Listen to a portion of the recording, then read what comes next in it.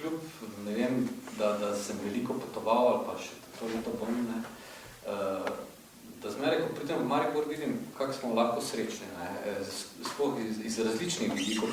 Prvo imamo res, bom rekel, mesto skoncentrirano, da zelo malo časa porabimo, da pridemo do neke popolnoma narave, kjer je ta narava res prvinska, ne, kjer imaš vsaki, ne vem, 10 metrov avto, ki trobi in tako naprej.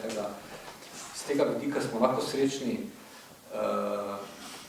Dobro, neke stvari se seveda razvijajo, ampak jaz vedno pravim, fajn bi bilo, da se ne bi razvijali, ne? Ker ko smo v Avstriju smo hodili, pa v Italijo smo hodili, sicer imajo tam super urejeno, pa vse, ampak ti tečeš, dol se ti spuščajo downhillari, ne vem, in nimaš tega odklopa, ne?